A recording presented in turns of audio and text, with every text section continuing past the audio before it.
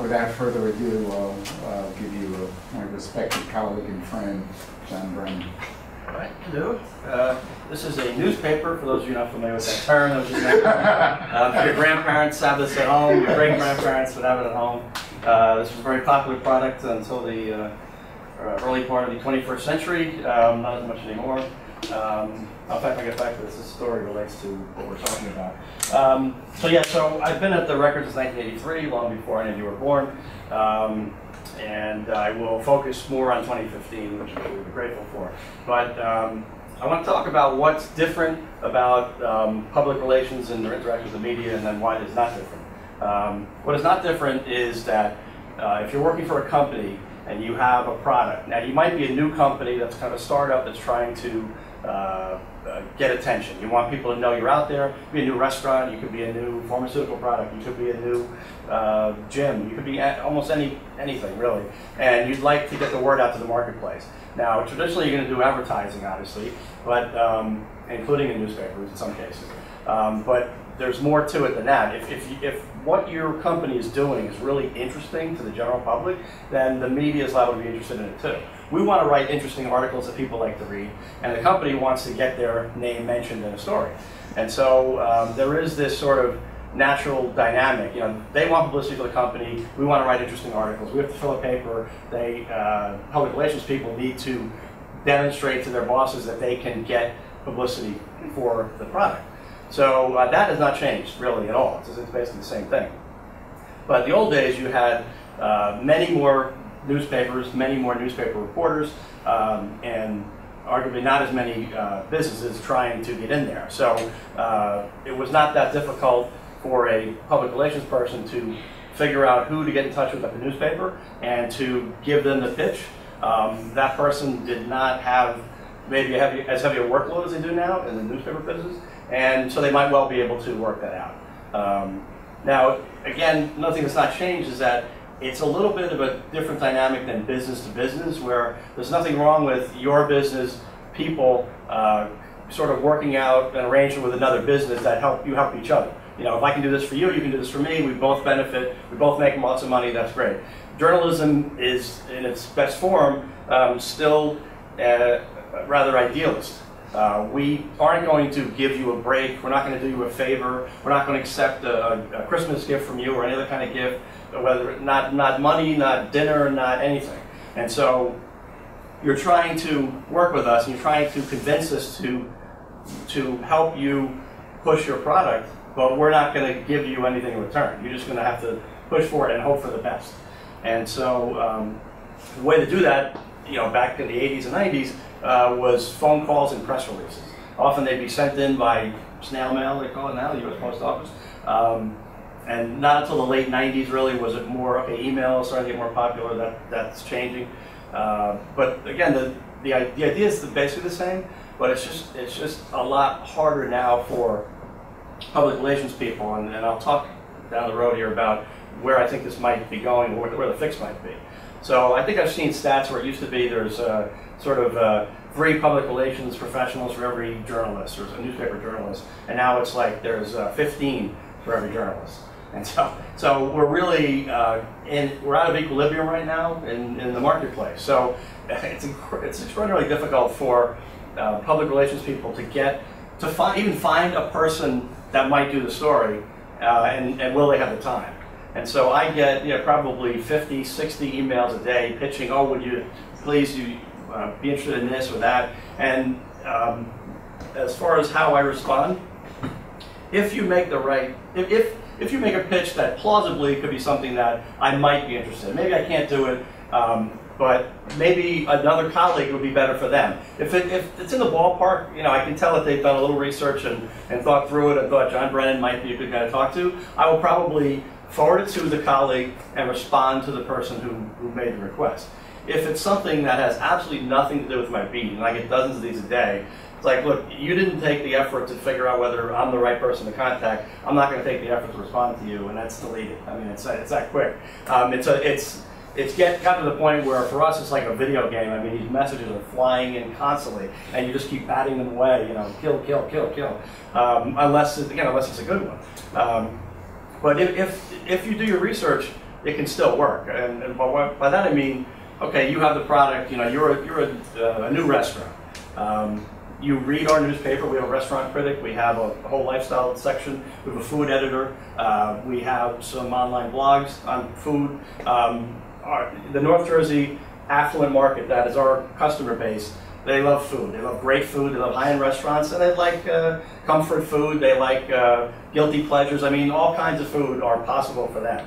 And so, clearly, if you're going to make a pitch to our newspaper company, those are the 2 or 3 people that you need to contact. And if you contact them, they're liable to say, or at least respond. They might say, I'm sorry, we don't do that kind of review, or we just wrote about that general topic. Like you may have a new way of ordering food. There's just things now you've seen, I'm sure, in Chili's and places like that, where you can just pay the bill at the table. It's fairly new. We wrote that story about 2 months ago. So if Houlihan's makes a pitch to us tomorrow, says, hey, you're not going to believe what we have, this great new thing, we're going to, at least, but we'll respond to that. We'll say, sorry, we're not going to do another story on that because we've already written about it, but good to know. But that's a reasonable pitch by them. It's even better if they know that we wrote that, because then they say, listen, I know, I did my research, you already wrote about these kiosks, we have something different. We have a thing that makes it fun, we have a sweepstakes where you can win a big vacation, or something that makes it different. And that's really appreciated, because the more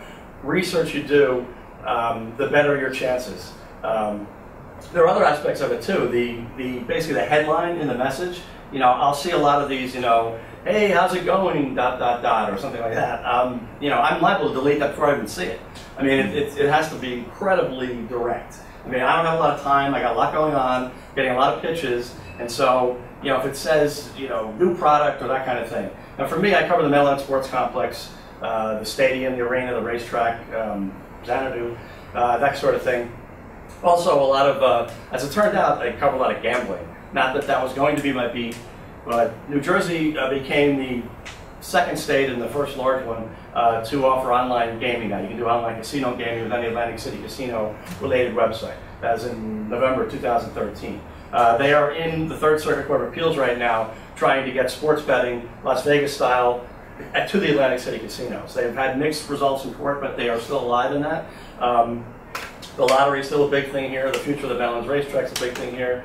So there's a lot of innovations in gaming and online gaming going on. So I noticed a couple years ago something interesting, and I credit these public relations people, is that they realized that their sort of niche company for online gaming is something that I write a lot more about on my blog, Meadowlands Matters, than I do for the newspaper.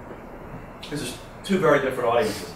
The newspaper has a very broad audience. I'm covering those issues. We got people covering transportation, environment, medical, real estate. I talked about restaurants. I mean, run everything in the world. We're covering in some fashion. And so that reader is probably not as interested in some just new website that has online gaming. Because the percentage of people who actually do online gaming is not very high, 5%, 8%, whatever. So these people were smart enough to realize, if I just send him something that I'm trying to get a newspaper story, it's not going to work. So they make the pitch to my blog, because they figure that while it's a smaller audience, but it's the core audience. I mean, a lot of people who follow my blog are interested in those sort of things. And so there was a dynamic for a while where I would feel bad. I'm thinking, I don't want to bother the CEO of a company for a 45-minute interview if it's only going to be on the blog. I thought, well, I'll save that for the actual newspaper articles. But then I came to learn from their understanding that actually they often don't care about the newspaper story. They may be a Nevada-based company, they may be a foreign company in many cases. They're big in the New Jersey gaming industry. So they could care less whether the story runs in the North Jersey newspaper. They want it on the blog because that audience is from everywhere. I mean, the majority of my blog readers are not even from New Jersey, but they tend to be more interested in the gaming and some of the other things I cover. So it took me a while to adjust too to the idea that, yeah, I know you're only going to do it for the blog. I only want it for the blog. So I'm like, oh, okay, so this works. So I've done a number of Q&A and that sort of thing. And the other difference there is the one thing about newspapers, as important as they've been in communication for centuries, is the limited space, right? I mean, it is what it is. You know, Seinfeld has the old joke about, it's amazing that all the things that happen in the world every day happen to be just the right amount to fit in the New York Times the next morning. You know, I mean, he's joking, but, you know, and their thing was all the news that fits, we print and all that. So, so there's a limitation. On a blog, not only do I literally have no, you know, gigabyte limitation, but my audience there can't get enough. These are diehards. You know, often I'll do a newspaper story that's 15 paragraphs, and you know, a press conference, let's say. I might do 30 or 40 paragraphs when warranted on the blog post, and those people would wish they had 50. I'm not going to write 30 or 40 if there's not that much interesting information, but sometimes I'll have a pretty good topic, and the fact is, as I said, I'm competing with all those other newspaper journalists you know, at the record. And so it's a busy news day. I mean, just last week I had a story and they said, geez, we're jammed. There were 5 of us that had stories, and they said, you guys all got to trim it down a bit for the newspapers. We had a couple of breaking news. I mean, you know, sometimes it's great news, sometimes it's horrendous, you know, double murder in Teaneck the other day, that sort of thing. But whatever it is, if it's that important, it's that breaking, that's going to dominate the newsprint, and we don't have that much space anymore. So what's happened for me is that I have the benefit of having the blog. One of the problems you run into in traditional journalism is you spend those 2 hours with the CEO, and you think it's great, and it was, you know, you're really good dynamic, and they gave you a lot of information, and you come back, and your editor might not be that interested in the topic, or they say, yeah, it's okay, we got all the plug on A3, give me 12 graphs, and you're like, oh, you got to be kidding me. In this case, though, I can always get more information onto my blog. So that's why I mentioned before, is there a way to sort of fix this lack of equilibrium between the amount of public relations professionals out there and the dwindling number of newspaper journalists? And I think blogs are where it's going to go, because again, you don't have the space limitation you have in a traditional newspaper, and also you have the room to roam. That's good for everybody, and also that core audience issue is something to think about, because you know, if you have a new gym and you can get a question and answer interview with your CEO on a blog related to fitness, that's great. The people going to a fitness-related blog are liable to be pretty fit, and they're liable to possibly consider a new gym if they have something different. They're open 24/7. They have this new amenity, the hot new exercise equipment that isn't in any other local gym. You've got it. That's something they'd want to know. So I think down the road that's going to help. I don't know how far down the road. I mean, I've been doing this blog for about 5 or 6 years, and it's worked extremely well for me, kind of bridging the old school newspaper and the new dynamic in the media. But very few of my colleagues do it for whatever reason.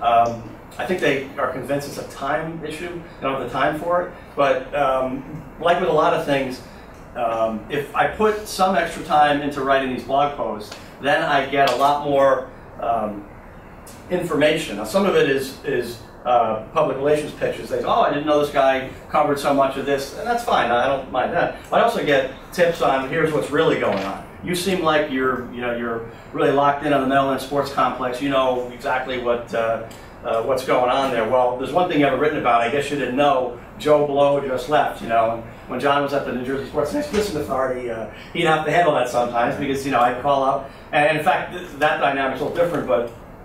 Undoubtedly, there were times when John finds something out at the state agency there, and he's figuring, well, how long is it going to be before somebody calls up? And then, sure enough, the next day or a day later, myself or another reporter, back when there were other reporters covering the sports complex, would call up and he'd think, well, he's prepared on his end because he knows eventually somebody's going to hear about this situation, and then he's going to have to deal with it. That's another oddity I should mention. 10, 15 years ago, the Jersey Sports and Exhibition Authority, which runs the Meadowlands Sports Complex in Monmouth Park, and they used to, and other things, they used to run Atlantic City places as well. You would have 5 or 6 or 7 or 8 media members there at the meeting. For the last 2 or 3 years, I'm almost always the only one there, the only media member. That's it. So it's kind of one-stop shopping. That's That's not great for society in general. If I don't know what I'm doing, then that's not going to work. But it is what it is, and so that's why I get really pushed sometimes with public relations people, where they're sort of begging to get on the blog, because they know, back in the day, it used to be about clips, so that you would try and get your company mentioned in a newspaper story, and then you'd buy the paper the next day and you see it, and you'd cut it out and put it on a piece of paper. This is going as late as the mid-90s, this was still going on that way. And if it got on the front page, that was fantastic, and if it got on the local front or the business front, that was good. If it went inside, it's okay. If it went with a picture, especially of maybe the CEO or whatever, a flattering picture, that's great. So that's how they sort of measure their success. Nowadays, instead of that cutout, it's really a link, which is one of the reasons why these companies and the public relations people are not as concerned about the newspaper article, because they're not going to be walking to the boss's office and handing them this newspaper or this cutout. They're going to be sending them a link. And so if the link to the story looks good, that's a win. And in fact, many of the public relations executives, that's why these PR people figured this out even before I did. If they see a link to my blog, and I have a pretty extensive write-up on it, and they say, well, this guy's a newspaper journalist, he's been in the business for a while, seems like he knows what he's talking about, then that's a win for them, even though it never even gets in the newspaper. Now, the thing to keep in mind, too, is that the newspaper reporter or the media member or the blogger, well, the bloggers are a little different, but in many cases, I don't have a say in where my story runs. Sometimes I don't even know what day my story is going to run. And there's not much I can do about it, and I'm your direct contact. So you're the public relations person, you're doing a great job, but if the reporter who is going to handle the story isn't as interested in your topic, you're not going to do as well. If they're not as popular in the office, with management, you may not do as well. So it's a little bit of a crapshoot. I'll give you an example from this story. This ran Saturday. This is called "The Hottest Ticket in the City. Mets Prices Soar for NLCS." I've done a number of stories over the years about ticket prices, because it's something that, especially, our readership tends to be in their 50s and 60s and up, right? They're not as up on a lot of trends as with your parents and grandparents. They're not. And so when I'm writing for them, I'm telling them things they don't know. I mean, they may have heard of StubHub, maybe. They don't really get it. They certainly don't know that there's hundreds of sites that are pretty reputable now. That a lot of them don't realize that it's not like, Craigslist is still a bit of a crapshoot. If you go on there and you're going to buy something, you may get a gem, a treasure, real cheap, but you may get ripped off. You may have, who knows.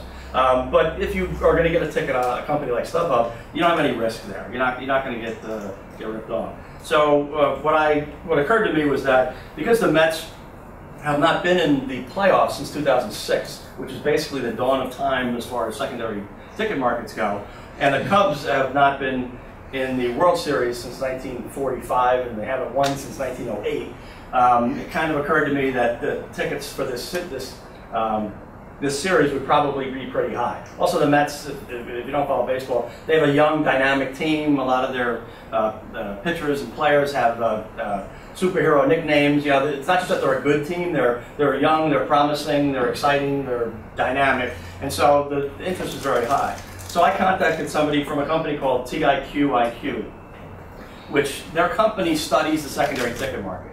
They over hundreds of these sites, and they do algorithms and analysis of how much tickets are being priced for, and then they put together some information. So I started dealing with him probably before the Meadowlands Super Bowl, since that was a big event for us about 2 years ago.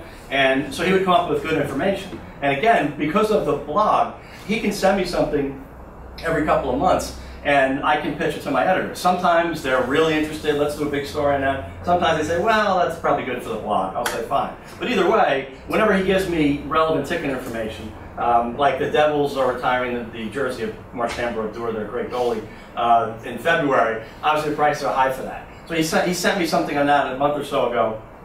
That didn't even run in the newspaper, I don't think, but it did run on the blog. So he knows that his time's not wasted. If he puts together the information, and he also has a good sense of how often to do it. I mean, he could be doing it every week. I'm not interested every week. Pick your spots. This is one, that was one. And so he does the information for me because he knows it's going to get published in effect somewhere. And I'm happy to get it because I have those options. But as it comes out, you know, I pick up the paper on Saturday morning. I'm like, whoa, I didn't know it was going to be on the front page. I thought it was going to be inside the sports section.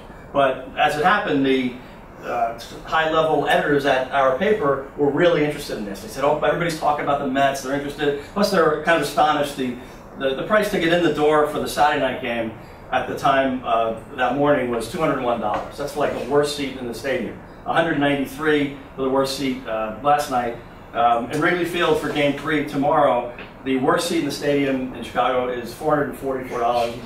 The worst seat on Wednesday for Game 5 is Game 4, $496.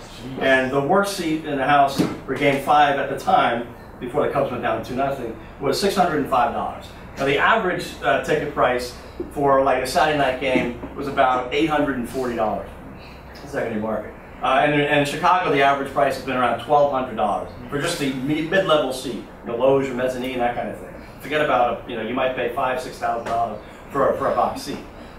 So that's something that, first off, it's good for me to write about for the paper sometimes because, like I said, the marketplace of our newspaper doesn't really understand this. So when I mean, everybody's kind of amazed by these numbers, but if people who are older really are amazed.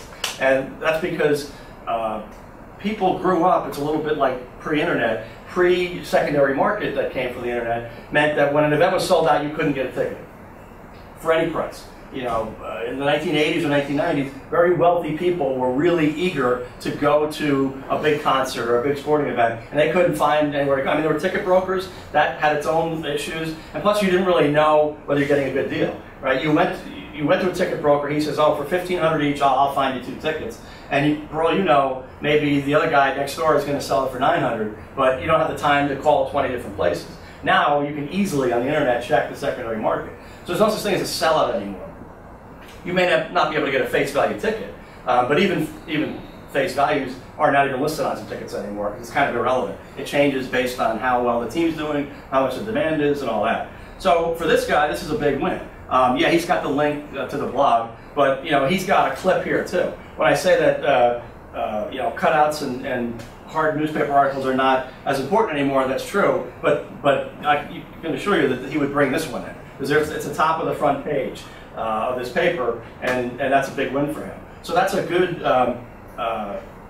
complementary relationship that we have. I mean, I've never met him. I've talked to him on the phone. We emailed each other a lot. And again, I'm not doing him any favor. You know, I sort of was thanking him for getting me the information in a timely fashion. Like it was early Friday morning, 8:45, and he was thanking me that he got the paper. But you know, I'm not just trying to do him a favor, and he's not just trying to do me a favor. But we both got what we're looking for. I got an interesting story that got good play. You know, he got out there. So as I say, hopefully there's going to be more traditional media transitioning to the blogosphere, so that there's more opportunity for public relations professionals to get their message out to people who are interested. That's the thing, you know, people are hesitant sometimes. It's expensive to run an ad in a newspaper. And you're thinking there's so many people that buy the paper. Our circulation is about 150,000. But how many of those people are going to see the ad? How many are interested in that product? You know, because we have obviously a broadly, very diverse audience. And so they can be hesitant. But eventually you may have a spot where it's less expensive to place an ad on a blog item, but it's well worth it. You know, we would get new revenue, and they would get they would find the audience they want. You know, one of the hardest things in public relations is finding that audience. You know, there's so much general interest there that of people that don't care about it. The online gaming people ran into this in late 2013.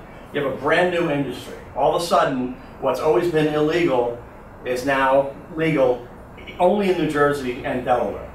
And in Nevada, you can play online poker. It's still illegal in every other state. So you have to explain to people that this is okay. You can put money in here. It's affiliated with the Atlantic City Casino. It's a legitimate business. You can play. No one's going to knock down your door and arrest you. It's hard to explain that to people.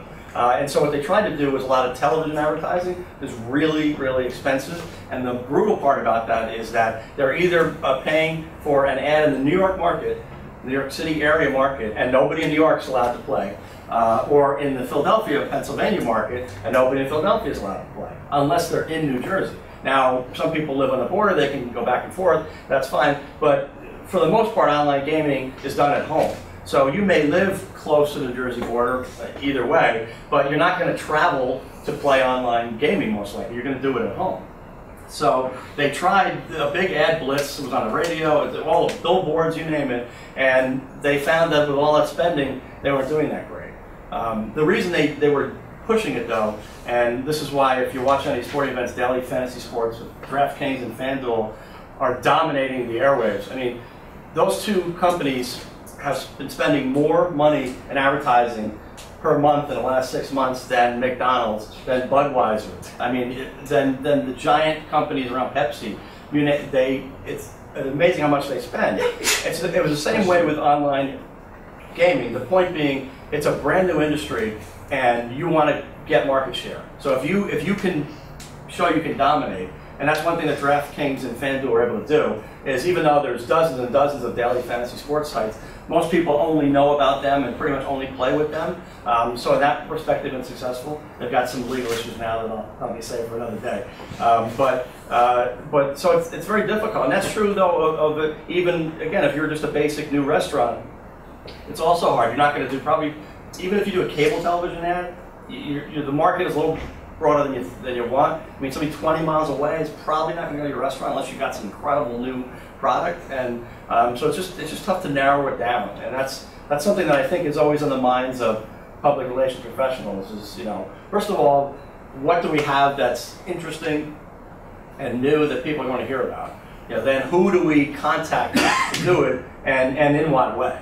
And so certainly one of the commonalities about journalism and public relations is how to tell a story, how to figure out what's most important, how to get that out front, how to grab the reader. When we write newspaper articles like this, we call this before the jump. The story usually continues on page A7.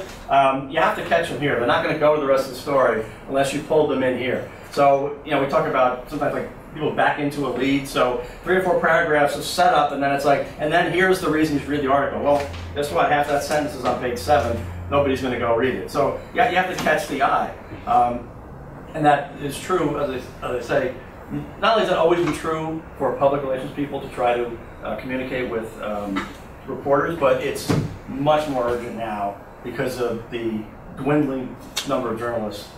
Fortunately, my paper is not really dwindling, but if you guys see the Star Ledger or the Asbury Park Press at all, their circulations are less than half of what they used to be. Their staff is probably a third or less of what they used to be. So, which is a shame because I have a lot of friends there.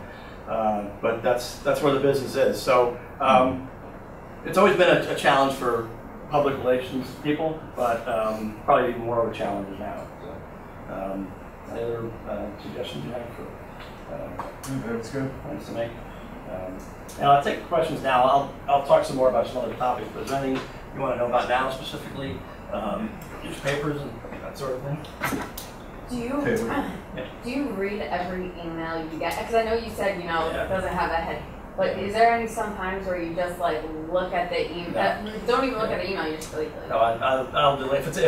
If I don't know what the topic is in the subject line, I'll almost certainly delete it. And I don't want to miss anything. I mean, that's the way we are.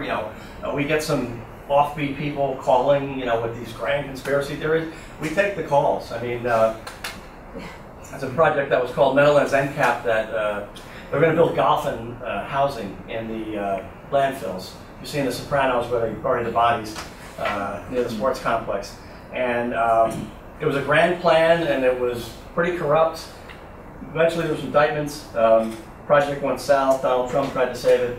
All kinds of things happened with it. But, my best source on that was kind of what they call a gadfly, like a concerned citizen who was maybe a little bit eccentric and had a little bit too much time on his hands, but he kind of realized that there were some peculiarities. And so I remember meeting with him and thinking, even if this doesn't pan out, this is what you need to do as a journalist. I mean,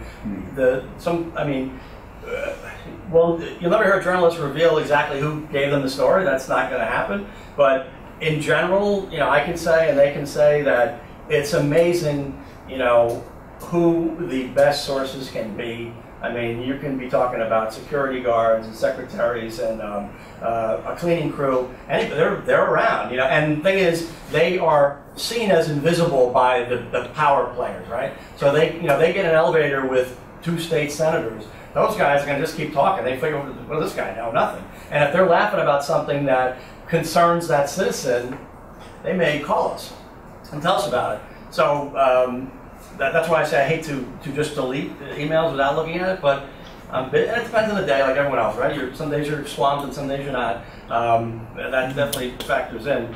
But if it's related to my beat, and I can tell that it is from the subject line, I'll at least click into it. But again, I got a lot of foreign companies that are trying to get in the U.S. because gambling is extremely popular in the culture of most European and Asian countries. And Americans, for whatever reason, maybe it's the Puritan work ethic they call it, but they are a little more reluctant to gamble. Which might seem odd because there is a lot of gambling in the U.S., but nothing compared to a lot of other countries. Like the idea that we don't have legal sports betting outside of Nevada is a mystery to most of the world. They find it bizarre. When the NFL plays games in London, they play 3 games in London this year. In that stadium that they play the games in, normally you go into the concourse and you buy a hot dog and a beer here, and you place your bet on the game here. It's all right there. When the NFL plays their games, they don't let you bet on that game in the stadium. But you can walk across the street before the game and bet anyway.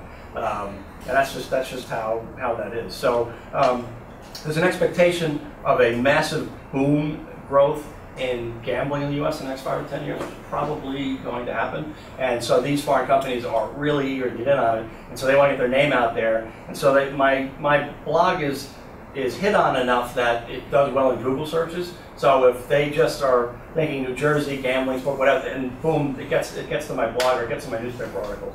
So that's kind of a vicious cycle, I guess, because the more publicity I get or the more hits I get, the more I get noticed and the more emails I get, and I need to delete. So it goes in circles, but that's what happened. Can you just give us quick, what would a good subject line be, regardless of the thing? Yeah. What do you think that? Because it's like, you know, it's only a couple words. It's only a couple words. Yeah, so what is a hook? Well, well, first of all, I don't like the, you know, hey, how's it going, or I know you're busy, but I don't, you know, to me, that's just wasted. I know they're trying to be different, or, you know, you're showing concern, or what. I don't care about that. I would say, just from the subject line alone, I should know what it is. So if it's like, you know, new online gaming offering.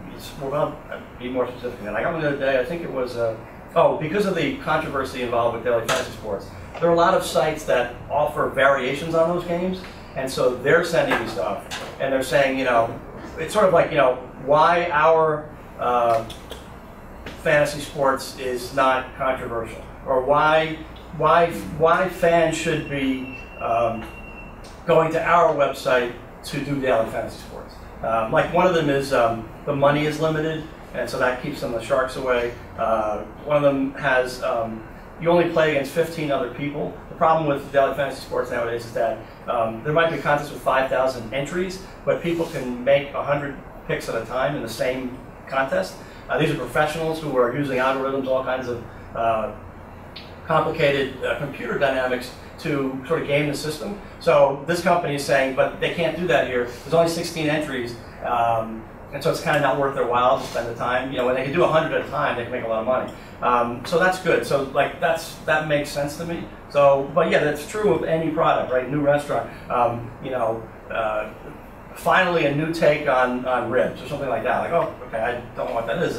What new take could there be? So the food person is probably going to click that just to see. Now it may turn out to be nothing great, but I think that would get them in. So specific, succinct, yeah, exactly, and not too cute. You know, it's sort of like a resumes, right? I mean, if you're in a very creative industry, then you know the pink paper or the big headline or the, you know, it might work. But you know, you're applying to a corporate company, they're gonna be, you gotta be kidding me, you know. I mean, they're a button-down company, they kind of want a button-down resume. And it's the same with us too. If you're writing to the real estate writer, you know, cutesy is especially not going to work with them. I mean, they're looking about bottom line, home prices, percentages, numbers, wonky stuff. You know, they don't want something real cute. You know, you can lighten up a little bit with the lifestyle department, perhaps even the sports department, maybe. But and that's all part of trying to you know, get in the head of the other person, of the reporter. As I say, I get a lot of I know you're swamped, but and it's like a halfway point. I mean, it's good that you're showing that you get that it's difficult these days for newspaper reporters to have time to respond to you, and that's appreciated. But it's sort of like, yeah, but I don't have time to be reading that either. You know, I just get to the point. You know, those probably work better when the headline's really good, subject line, and then inside it might say, you know, I know you may be swamped, but, and then, okay, I can live with it there. Because now you got me in, so I'm going to probably read your thing. And I would like to say that, well, if you put the time to put together the email, the least I can do is at least give you a response, even if I say, I'm sorry, that doesn't work. But we get so many emails. I mean, we have long ago lost the feeling of, oh, gee, I feel bad, you know, click, click, click. Especially if you feel like this, not a lot of time to put in, or it's being sent to 100 people. You know, it's going to be very generic. Like, definitely if someone in the subject line says, potential Meadowlands matters, that's the name of the blog. Potential Meadowlands matters topic, new something. I'm like, okay, now they know, not only that I'm a reporter, they found my email address from the newspaper, the traditional email address for the company, but they also know I do a blog. They're pitching it to the blog. Like, that to me, like, they really kind of get this. They've seen my articles in print, and they also have seen them on the website, and they've seen the blog, and they know what that is. You know, it doesn't hurt if they say in the email, you know, I saw you did a interesting Q&A with CEO so-and-so the other day. Well, our company is somewhat similar, but here's the twist. You know, we do the thing, you know. Because, again, I have a lot of leeway in doing blog posts. I mean, I can do 5 or 6 a day, you know, and I don't have time, especially with the editing process, obviously, to do 5 or 6 newspaper articles a day. So, I think there's another question over here. Oh yeah. Just like, it's kind of twofold. Just any angle about, where do your stories come from? Do you like go out and get them, or they come to you? And if you go out and look for them, where do you get them from? That's a good question. Well, it's funny, I used to work in the sports department. I covered the NBA in the 1990s, which was pretty good because the Knicks, it's hard to believe now, when you're growing up, but the Knicks actually used to have a good team. And throughout the 90s, with Patrick Ewing as their center, they made the second round of the playoffs 9 years in a row. The Knicks have not been to the second round since, in 15 years. But so that was very scheduled. I was covering the Nets in the regular season and the Knicks in the playoffs. So in July, the schedule would come out, and I'd say, oh, okay, on October 30th, I'm going to open the season in Chicago. The next night, I have a game at home, and then Tuesday, they go to Miami, and Wednesday, Orlando. Like, that's my life for the next 6 months. And the days in between are practices, very few off days for an NBA beat writer. So that's the extreme in terms of scheduling. I mean, where are you going? What are you going to do? Well, I'm going to go to the games, and I'm going to the practices, and I know where I'm going months in advance and buying plane tickets and all that. The news department obviously is very different. You know, unfortunately, you know, we don't have the ability. There's no TV show that used to have this, but to know that there's going to be a fire in this town in 2 days at 2 o'clock in the morning, we'll have people over there ready to shoot. You know, the thing hasn't happened yet, so how do we know about it? So it's more difficult than news, but basically that comes down to sources, you know, knowing people. I'll get a lot of tips, as I said before, from people that sometimes they pan out, sometimes they don't. But also, it's keeping I kind of a calendar, and I'll sort of jot down, like a month from now, I'll jot down a note, you know, with a one-word keyword that's going to remind me, like, oh yeah, let me do an update. Like I mentioned this Xanadu thing, multicolored project here. that's been going on for 13 years. They still haven't opened it in the sports complex. I'll write about that project probably every month. In fact, probably tomorrow I'm going to get over there and see if I can catch up. Because everyone in the North Jersey marketplace knows it based on the crazy colors and a lot of controversy of it. And I'm constantly hearing from people, what's going on with that project? What's happening? Because I'm the only person left who covers it, so it's natural I'm going to get those questions. So, in fact, that's a good way for reporters to be reminded of what's important, is that they will hear from family members, friends, get emails, hey, what's going on? I just got one this morning, something at the Meadowlands racetrack, in the horse racing, I think the amount of money that the track takes out of the betting pool is going up or something like that. I haven't looked at the details yet, but yeah, that's just a concerned bettor who's annoyed with the track's decision, and something like that. The track's not going to tell me, hey, make sure you know about this. We're going to take more money out of bettors' pockets. We're not going to say anything. So what will happen there is I'll look into it. I'll call them. Generally, if I call them, like when John was at the Sports Authority, I mean, if it's true, they're not going to lie about it. I mean, if it is what it is. You know, his job may be to, how would you put it, gild the lily? What's the phrase? To put the best face on it. You know, yeah, we lost $5 million in this thing last year, but it was 10 the year before. You know, it was much worse in the previous administration, or what have you. But I also do a lot of research. I look up. There's a way to look up lawsuits, a thing called Pacer. And so I'll check key names or keywords to do, like there's an item I do on a blog every month or two. A guy named Phil Ivey is a very famous poker player, maybe the most famous in the world. And 4 years ago, he wound up with a playing partner who's Chinese, who she figured out how to tell on the back of a playing card it's not exactly symmetrical. It looks all the diamonds are all in a row, but if you look really, really close, a little bit off. The top part's a little bit off the bottom part. So he went to Borgata, and he won $2 million in about 12 hours doing this. And then, it's Mini Baccarat is the name of the game. It's a card game. And then, about 2 months later, he went back and did it again. 2 months later, he went back and did it again. The fourth time, he was doing it again. And as he was leaving, the casino official said, oh, I just saw something on the website. This London casino is suing you for $10 million. They said that you cheated with the cards. And he's, oh, I don't know what you're talking about. He's from New Brunswick, by the way, of all places. So he left with his money. So he's being sued by Borgata, saying he cheated. But what actually happened was, when he got there, he said, oh, this is my partner, this woman here. So, as you can imagine, a high roller at a casino, they get whatever they want. He says, I want a private room. They said, no problem. He says, I want you to keep using the same deck. They said, no problem. Oh, for good luck, she wants to be able to tell you how to turn the card. She's not going to touch the card. But the dealer who wants to speak Mandarin Chinese with her will listen to you. So she would say, oh, that's a good card, so turn it that way. That feels like a bad card, so can you turn it the other way? And so by the end of the deck, when the new game started, she could look at the top card and know basically what it was. The game's kind of complicated, but basically speaking, you're going to bet one side of a bet or the other, and they had a large advantage by knowing pretty well what that first card was going to be. So that lawsuit is absolutely amazing. It's going on for 2 years. This guy is a mega millionaire. Casino's not going to run out of money. They're never going to settle. And it's great fodder for the blog. I got like 15,000 hits on one of these posts, because it's in a way it's like, little guy sticking it to the man, and then it's like, wait a minute, this is not a little guy, this is the big guy sticking it to the big guy. So something like that I can do ongoing. I mean, it's sort of a delight. But one other research thing to tie into more modern times is Twitter. Twitter is used very differently by all sorts of people. It's one of those intriguing things, sort of like Facebook, in that there was no way for the inventors even to really know exactly how they're going to use it.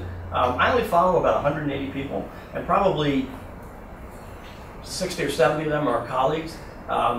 If I really went down to it, there's probably 50 or 60 people who provide an extraordinary amount of information, leads, things like that. Because, like a Las Vegas newspaper reporter, one of them is very good, who I follow, he may wind up writing about something that relates to something for New Jersey, and vice versa. So I met him, he gets ideas and tips from me, and vice versa. There's just people in the industry who are really interesting. I mean, that's what I try to be. You know, there's a lot of people who tell me I was able to drop a lot of people I was following because I feel like you're following all those people, and you'll tell me what matters, and you'll retweet it or you'll post about it.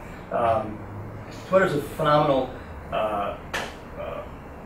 product for journalists. I think it's really good for public relations professionals. I don't know if they really get that. I mean, certainly, if they follow the journalists at the paper in their marketplace, the right ones, that would really help them a lot.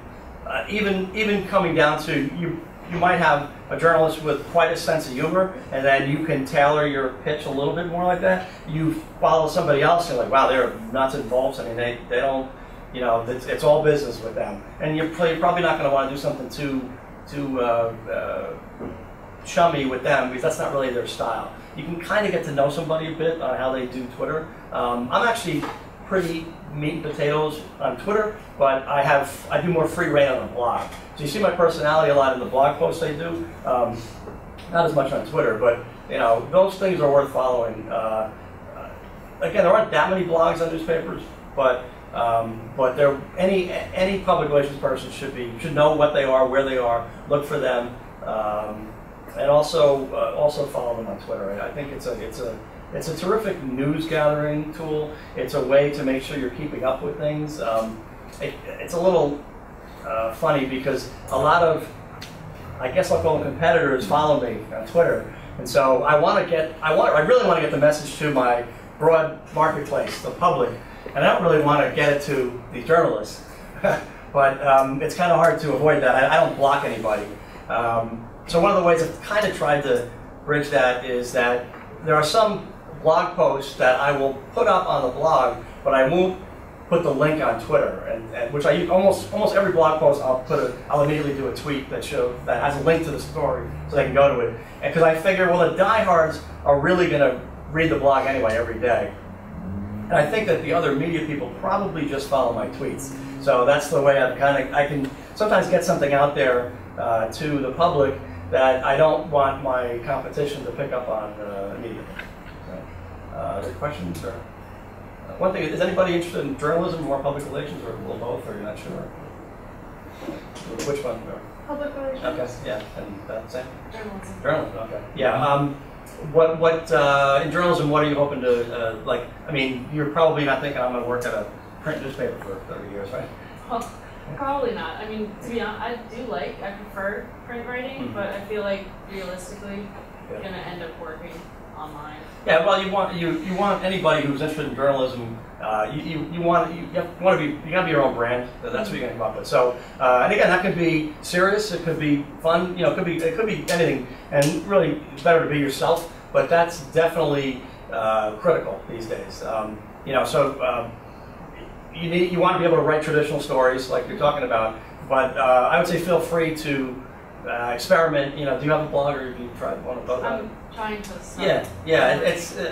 It can be difficult because you're going to feel like, well, why am I doing this? No one's reading it, right? That's the biggest problem. And it's true that most blogs don't get much of an audience. But I think if you're interested in the business, I think it's worth it because. First of all, you know, when I started doing my blog 5 years ago, even with the advantage of working for a newspaper, you know, I don't think many people were reading it at first. I never even looked at the numbers for about the first 9 months. I don't know if anybody was looking at it.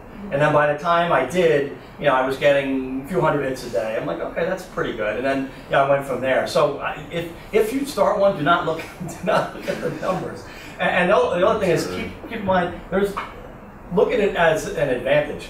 If you feel like hardly anybody's looking at it, you don't have to feel embarrassed or worried or is this any good? You know, you're just experimenting. And if somebody catches it, somebody will. You know, you probably know of you know, private citizens who started blogs of a music group, right, or other things, and they've got millions of followers now.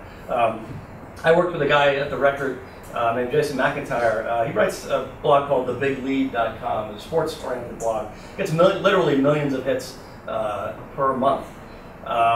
And he had just started out, as I did. He was a guy in his 20s, single guy in his 20s who, you know, what does he like? He loves sports, he likes pretty girls, he likes weird offbeat stories, you know. He kind of put it all together, heavily sports related, but also related to that audience. Now he's in his 30s, he's married with a kid, and he's got a staff that's doing, of younger people that are doing that, but it's still the same sensibility. I mean, there was no such product. He started it, and now he gets more hits than like FoxSports.com or CBSSportsline.com per month, which is amazing, out of nothing. You know, so the beauty of where things are now is that there's very little structure, and that's kind of frustrating. And there aren't as many specific jobs. I can make, you know, this many hours, this amount of money, you know, over this many years. It's very stable, but you know, stable is great for some people, not so great for others. Now the sky's the limit. You know, it's more difficult, but if you're good and if you get people interested, you get noticed. You know, so I would strongly encourage you to do it. And anybody else, even if you, again, it might not be journalism oriented or that's not your goal, but if you like to write and you have something you care about, it doesn't hurt. You can do some blog posts. My older brother, who works at the Columbia Library in New York, he started a blog about 5 years ago. He just wrote one blog post a week, which is not too bloggy, but that's what he wanted to do. On Sunday nights, he was taking it easy and kind of long form. And I was amazed. I was like, wow, you can write. This is really good. You know, I don't think he had a big audience, but he did. He wound up, you know, even if you only wound up with a few dozen people you never even met who really can't wait to see your monthly post, your weekly post, your monthly post. That's, you know, that's kind of fun, and you learn from it. Even if you get criticism from somebody, it might be helpful. You might not be too happy about the way they respond. I mean, the internet's brutal, obviously, but you still can learn. If someone says, "Oh, you know, it's way too long," or "it took you forever to get to the point," that might be kind of rude, but you can look at it and say, "Well, no, that's sort of true. I'll learn from it." So, you know, I would definitely absolutely do it. And you can send me an email if you like, and I can give you some construction ideas. I guess one last thing too is that don't be afraid to reach out to somebody who you think is not going to respond to you. You know, whether it's a newspaper reporter or some PR executive that you heard of or you know about. It doesn't hurt to ask. You know, I mean, I've gotten emails where just the timing is right, so I have time. I can meet somebody for lunch and give them all kind, you know, and do that all the time. And then other times I'm just swamped, or who knows. And you know, people, professionals in their personal lives, they may be going through a difficult time for various reasons. If you contact them, they're probably not going to respond. Don't take it personally, because you don't know why they don't respond. It's not. Don't take it personally. It's not you necessarily. It may well be they're getting thrown through the divorce, or something happened, some tragedy. Who knows? So, but don't be afraid to try. It absolutely does not hurt. I mean, I've heard of many stories of people, even in my business, who, you know, how they get their start. I tried for this. I mean, you know, I actually was in a class at Fairleigh Dickinson when I was a senior that happened to be taught by an adjunct professor who worked at the record. And I did pretty well in the class, and he recommended me to the sports editor, and I got the internship my senior year, and I'm still there after all these years. So, you know, you never know. It's worth a shot. I know it's very intimidating if you're a college student. I was, you know. I tell people, it's hard to believe now the way I talk, but I was a sophomore, second semester before I even tried to work in the newspaper. Because for 3.5 semesters, I just didn't have the guts to walk in the door. Because I thought, if I go in there and I'm not any good, and they say I'm not any good, then what do I do? It was sort of like what the Schrodinger's cat I talk about in the Big Bang Theory, where, you know, as long as I didn't knock on that door, there was still the possibility that I could be a journalist. But if I knock on the door and I fail, I'm going to think I'm doomed. So I'd rather just not know than be dead in the business. As it turned out, you know, my first story was terrible, and the guy had a couple of suggestions, and it clicked right away, and it was off to the races. So, so it took me a long time to get the nerve up to do that. And I remember when I had that interview for the internship, I didn't know that I was going to get it no matter what I did. But so I went in there, I was all prepared and trying to do my best, and you know, this guy's, you know, leaning back like this in the chair, you know, and I'm thinking, oh my God, this is a disaster. And I walked out of there, I was like, it's over. I can't, I don't know what I did wrong. I blew it. This was my chance. This is the paper I wanted to work for. This was the interview. I was trying really hard, and it didn't, I guess he didn't like me. And then about 3 days later, they said, can you start Monday? I was like, I couldn't believe it. And in fact, at the end of the, in the middle of the second week, they were giving out paychecks, and somebody gave it to me, and I said, what are you talking about? And I didn't know I was getting paid. I thought it was unpaid. $4 an hour, 20 hours a week. But it was a start. That's where you go. So yeah, as I say, when you're in college, and it's been a while, but I do remember it, the outside world just seems impossible to get into. You can't imagine what they're like, and how do you talk to them. It was so difficult for me to do. But you know, I did knock on the door, and it did pay off. And even if it doesn't pay off, I know some people who got into journalism and hated it and got out. But they're glad that they tried it, because they would have, you know, ate away at them for the rest of their lives. Maybe that's what I should have done. Maybe I missed out. But because they did it and didn't like it, then they got into something else, and that itch was scratched, and that's the way it is. So that'd be my parting shot, I guess. Suggestions or questions? Or? All right, I had a couple of things from what you said. We've done a few little exercises as they get prepared and they're starting to write releases and get ready for their final project, about being able to provide information when you're making a pitch, or you're making an announcement, or you're responding to a crisis, where there's credibility to the information you're giving. What struck me, well, obviously, TIQIQ, right, is giving you information you know is credible. It's not just anecdotal. Right. And so not very specific, but he said, like, he will say to me, you know, what else do you need? Like, I remember I said, I asked this bill, I said, I want to get a get-in-the-door price for each game. I was thinking of that very box. I knew that was going to work for the web, and it was going to work for the paper, and in 20 minutes, they got me that info. So I guess one suggestion on that point, yeah, when you're doing a release like that, if you have a couple of paragraphs, and then you have like 4 bullet points maybe, you know, very specific. What is it? You know, how big is the new site? You know, what are the hours, if that's relevant? Like, whatever matters to that. You know, like the new restaurant might be, these are going to be our key items, or the new gym is, this is the equipment we have that other people don't have, or citing a credible third party. Sure. Right. If I was making an argument on the positive economic impact of the Meadowlands, me saying something was one thing, but something from the State Department of Treasury about the tax revenues generated, there's a different level of credibility. Right, and awards are not bad to mention in that, on a public relations standpoint. You know, there's some sort of national, names escape me right now, a couple of national awards you can win, you know, whether you're a hotel company or an airline, or whatever, you know, voted best, whatever. That's fine to get in there too. It does create that credibility. It might not even be using the story, but it helps for the pitch. I would say. That's another thing. There may be a number of things that are useful more for the pitch than for the story. Not everything that you put in the press release has to be stuff that you assume or expect to get into the story. You want some of each, certainly. Yeah. And the other thing, this goes back to, this is one of these textbook jargon things, but it was an important distinction, I think, for them to understand in the Phil Ivey thing, brought it up.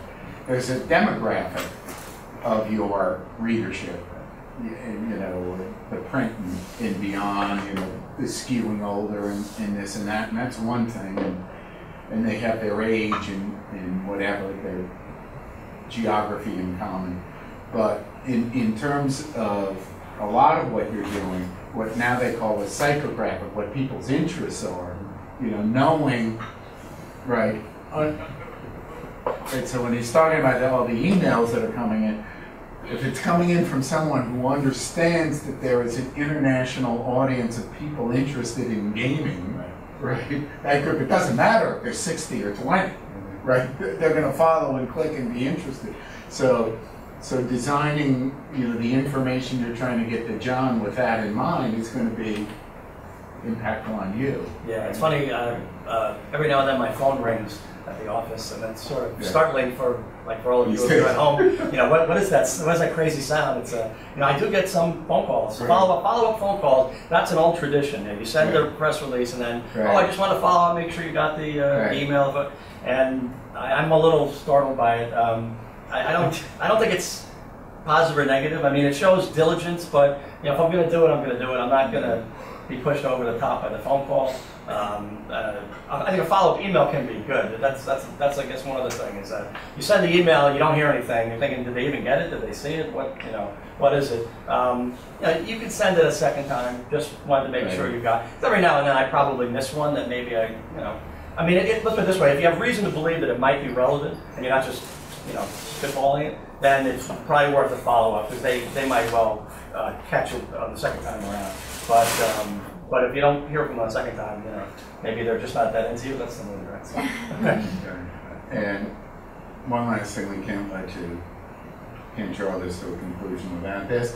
One of our final project teams is taking on the mantle of being the communications team around Donald Trump to put a positive spin on his immigration standing. But Mr. Brennan and Mr. Trump, you have an anecdote or two about I mentioned that golf and housing project. It was in 2006, and then they have a long and lovely relationship. Yes, and I got a phone call from one of my sources who said, if you could pick anybody on earth to try and take over this project, from your point of view as a newspaper reporter, who would you pick? Before I could even think of the most perfect person, he spilled the beans and said, Donald Trump. I thought, oh, wow, that's good. That's really good. The reason being that not everybody likes him, but everybody has an opinion about him, right? Everybody talks about everything. Oh, he's great, he's terrible, so it was great for me. So that's a scoop, front page, boom, everybody's talking about that. And then about a month into it, I got a phone call at 1 o'clock, and he says, I got a call from his assistant, and they say, in 1 hour, Mr. Trump will be at the landfill, and he's willing to do an interview with you. Now, I canceled my appointment. I mean, it could have been just about the President of the United States, I might have canceled it. But so I canceled that one, and I went to we call it Trump at the dump, obviously, for obvious reasons, the headline. And he is exactly like you see on television. Like The Apprentice, that is exactly him. I mean, I met with him.